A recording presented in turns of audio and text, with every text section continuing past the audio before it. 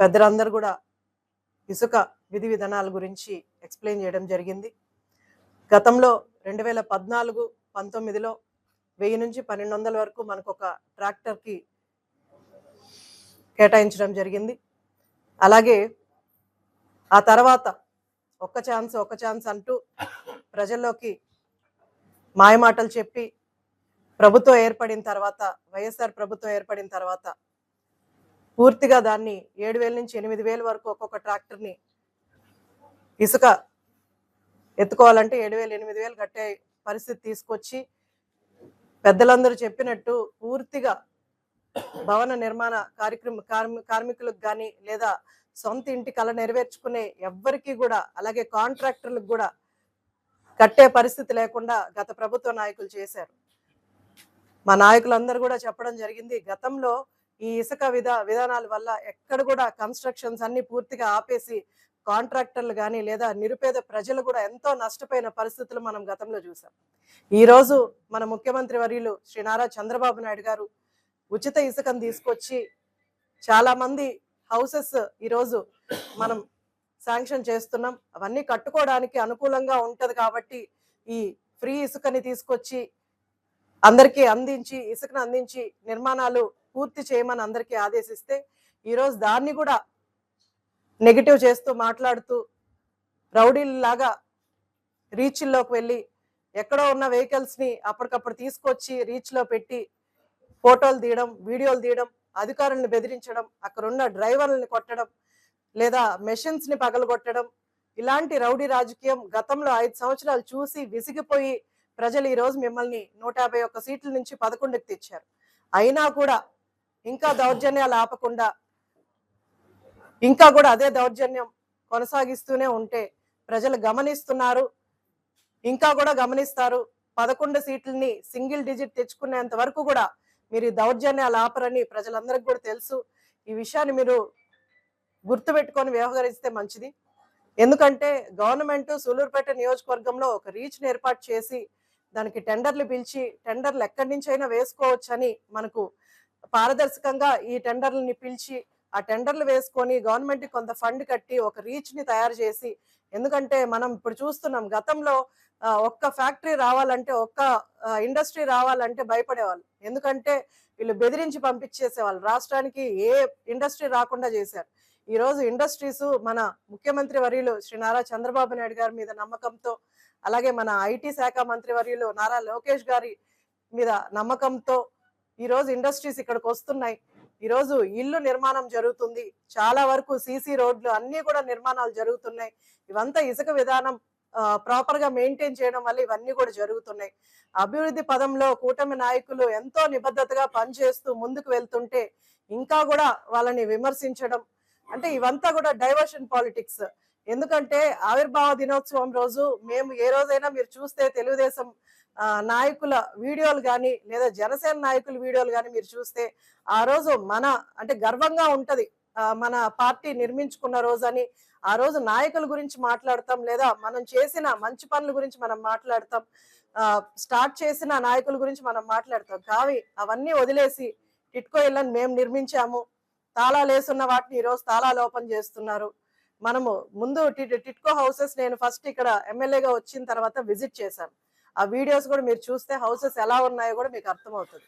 ఆ టిట్కో హౌసెస్ 70% పూర్తి చేసి చేతికి ఇస్తే అవి పూర్తి చేసి పేద ప్రజలకు అందించకుండా లేదా అక్కడ ఉన్న మౌలిక సదుపాయాలు అరేంజ్ చేసి పేద ప్రజలకు ఇచ్చేసి ఉంటే 5 సంవత్సరాలు వీళ్ళు రెంటలు కట్టుకునే పరిస్థితి లేకుండా పేద ప్రజలు ఎంతో సంతోషంగా ఉండేవాళ్ళు.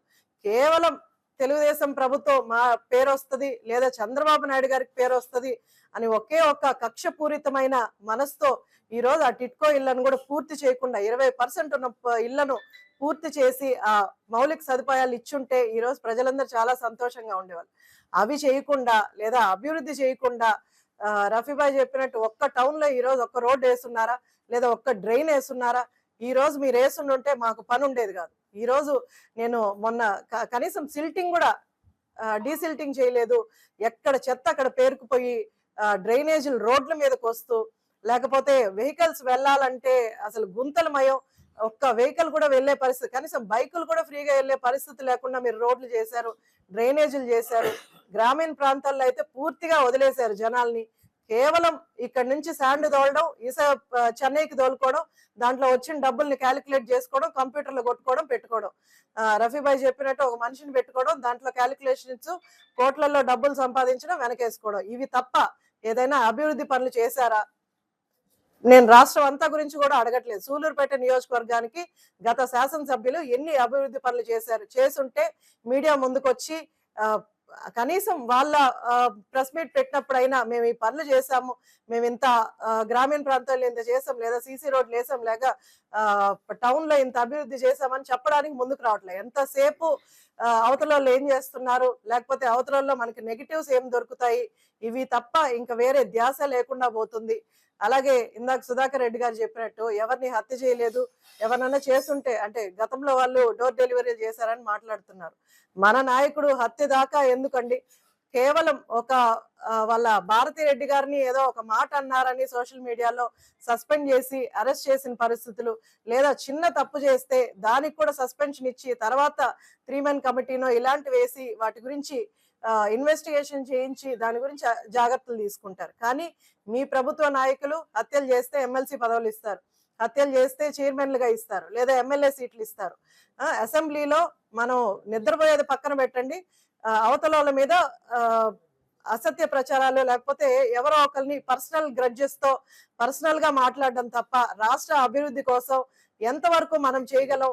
ఎందుకంటే మనం నియోజకవర్గంలో సమస్యలని చూస్తూ ఉంటాం. అది మనం చెప్పే వేదిక అసెంబ్లీ. ఒక మంచి వేదిక దగ్గర మనం అసెంబ్లీలో మనం ఏదైనా సమస్యల గురించి మాట్లాడితే వాటి గురించి యాక్షన్ తీసుకొని వాటి సమస్యలు పరిష్కారం అయ్యే ఆలోచన ఏ ఒక్క నాయకుడికి కానీ లేదు. ఈ రోజు అలాంటి వ్యాఖ్యలు చేశారు కాబట్టి ఈ రోజు 151 సీట్ల నుంచి 11కు వచ్చారు.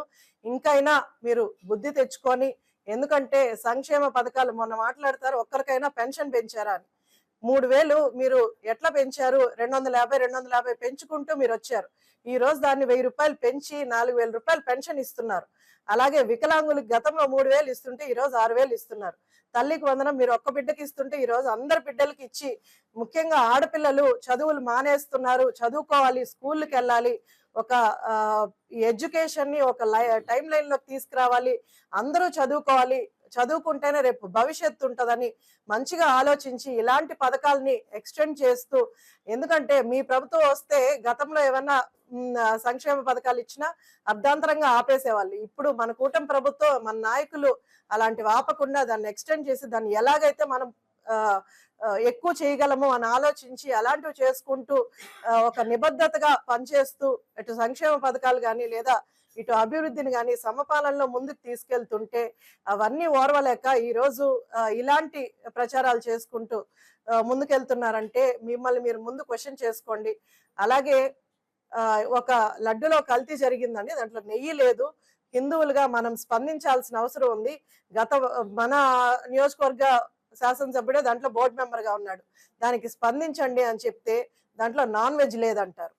అసలు నాన్ వెజ్ కి యానిమల్ ఫ్యాట్ కి తేడా తెలియకుండా ప్రెస్ మీట్లకు వచ్చి నాన్ వెజ్ లేదు, వెజ్ లేదు అంటూ ప్రశంసలు చేస్తూ ఎంతవరకు మీరు నాయకులు ఏం చేస్తున్నారో మీరు ప్రశ్నించుకోవాలి. అలాగే ఒక హిందూయిజం ఉన్న వాళ్ళు నెయ్యి లేకుండా అంత పవిత్రమైన లడ్డుని కల్తీ చేశారని చెప్తుంటే దాని గురించి స్పందించకుండా డైవర్షన్ పాలిటిక్స్, అంబటిని ఏదో అన్నారని ఇంకోటని ప్రచారాలు చేయడం, ప్రెస్ మీట్లు పెట్టడం, నాయకుల్ని ఎవరైనా అంటే ఊరుకునే పరిస్థితులు ఎక్కడా లేవు. అందుకే ఆ రోజు గల్లా మాధవి గారు రెస్పాండ్ అవ్వాల్సి వచ్చింది. మళ్ళీ ఆవిడ మీద A1 కేసు పెట్టారు. అదే కాకుండా ఈ రోజు మన సూలూరుపేట నియోజకవర్గానికి 17న టిట్కో ఇల్లు ఓపెన్ చేయడానికి చంద్రబాబు నాయుడు గారు వస్తారని మన ప్రచారాలు మొదలయ్యాయి. అది వాళ్ళ కడుపు అంట. ఈ రోజు ఆ డైవర్షన్ పాలిటిక్స్ చేయడానికి టిట్కో ఇల్లు మేమే కట్టామని చెప్పారు. అది ఎవరు పట్టించుకోవట్లేదు, దాని గురించి ఎవరు స్పందించట్లేదు, ప్రజలు కూడా ఏమి స్పందించలేదు. కాబట్టి మళ్ళీ ఇసుక దగ్గరకు వచ్చి ఇసుక గురించి మా ఫ్యామిలీ గురించి లేదా కూటమి నాయకుల గురించి ఏదో ఒకటి మాట్లాడడం, దాని గురించి ప్రజలను డైవర్ట్ చేయడానికి ప్రయత్నిస్తున్నారు. కానీ ప్రజలకి విషయం తెలుసు, నిజాన్ని గ్రహించే ఎబిలిటీ వాళ్ళకు ఉంది. కాబట్టి ముందు మీరు తెలుసుకోండి, మీ వెనకాల జనబలం ఉంది, ఎవరినో ఒక 4 వెహికల్స్ తీసుకొచ్చి అధికారులను బెదిరించి లేకపోతే అక్కడ ఉన్న డ్రైవర్లు కొడితే మీ రౌడీయిజాల వల్ల ఎవరు ఇక్కడ భయపడే వాళ్ళు లేరు. చంద్రబాబు నాయుడు గారు అంటే ఇక్కడ మీకంటే పెద్ద రౌడీలుగా మేము ఉంటాము, కూటమి ప్రభుత్వాన్ని నిలబెట్టుకుంటాము, ఖచ్చితంగా మన నాయకుడిని ఏమన్నా అంటే మాత్రం ఖచ్చితంగా అందరు రెస్పాండ్ అవుతారు. కాకపోతే మన నాయకుడు ఎప్పుడు కూడా పార్టీలకు అతీతంగా మీరు అభివృద్ధి పనులు చేయండి, ఎలాంటి కక్ష సాధింపులకు వెళ్ళొద్దు, ఎలాంటి గొడవలకు వెళ్ళొద్దు అని ఆయన అక్కడి నుంచి మమ్మల్ని కంట్రోల్ చేస్తున్నారు. కాబట్టి నాయకులందరూ కూడా సైలెంట్ గా ఉంటున్నారు.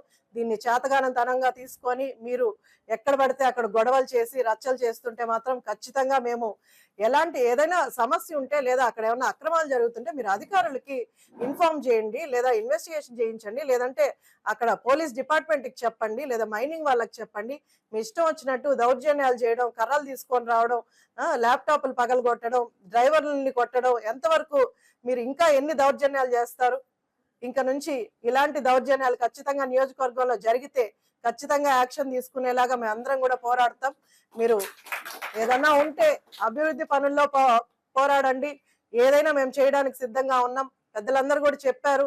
ఈ రోజు మనం పార్టీలకు అతీతంగా ఇంటికి ఎవరు వచ్చినా సీఎంఆర్ఎఫ్ కానీ లేదా ఇంకేదైనా అభివృద్ధి పనులు, రోడ్లు కానీ ఇక్కడ గతంలో మీరు చూస్తే ఈ రోడ్లు ఎంతో మంది నాకు వచ్చి చెప్పారు. అంటే గతంలో నేను లేను కాబట్టి చాలా మంది నాకు వచ్చి చెప్పేవాళ్ళు, మేడం మేము తెలుగుదేశం కాబట్టి మా ఇంటి వైపు రోడ్ వేయకుండా అక్కడికి ఆపేశారు, లేదంటే మా పెన్షన్లు పీకేశారు, సీఎంఆర్ఎఫ్లు అసలు సీఎంఆర్ఎఫ్లు ఎక్కడ కూడా వచ్చిన పరిస్థితి లేవు. ఈ రోజు మనం పార్టీలకు అతీతంగా అభివృద్ధి చేస్తున్నాం. వైసీపీ వాడున్నా తెలుగుదేశం వాడున్నా రోడ్ అందరికీ కావాల్సింది 10 మంది ఉపయోగపడే రోడ్లు అని చెప్పి ఈ రోజు రోడ్లు వేస్తున్నాం, సీఎంఆర్ఎఫ్లు ఇస్తున్నాము, పెన్షన్లు ఇస్తున్నాము. అన్నిటినీ సంక్షేమ పథకాలు అందుతున్నాయా లేదా తెలుసుకోవడానికి ఒక కార్యక్రమం, సుపరిపాలన తొలి అడుగు అని కార్యక్రమం పెట్టి ప్రతి గ్రామానికి వెళ్ళి మేము సంక్షేమ పథకాలు అందుతున్నాయా లేదా తెలుసుకొని ఎందుకు అందట్లేదో అక్కడ అధికారులతో మాట్లాడి అవన్నీ సవరించుకుంటూ వస్తున్నాం. ఈ రోజు మహిళలకి ఎక్కువ ప్రాధాన్యత ఇస్తూ లేకపోతే రైతులకు ఎక్కువ ప్రాధాన్యత ఇస్తూ కూటమి ప్రభుత్వం ముందుకెళ్తుంది. ఇంకా కూడా నేను నియోజకవర్గ ప్రజలందరికీ కూడా మళ్ళీ విజ్ఞప్తి చేస్తున్నాను, ఖచ్చితంగా కూటమి ప్రభుత్వం నిబద్ధతగా పనిచేస్తుంది. చంద్రబాబు నాయుడు గారు, అలాగే డిప్యూటీ సీఎం గారు, అలాగే నారా లోకేష్ గారు, అలాగే మినిస్టర్లు కానీ ఎమ్మెల్యేస్ కానీ అందరూ కూడా ఎంతో నిబద్ధతగా పనిచేస్తున్నారు.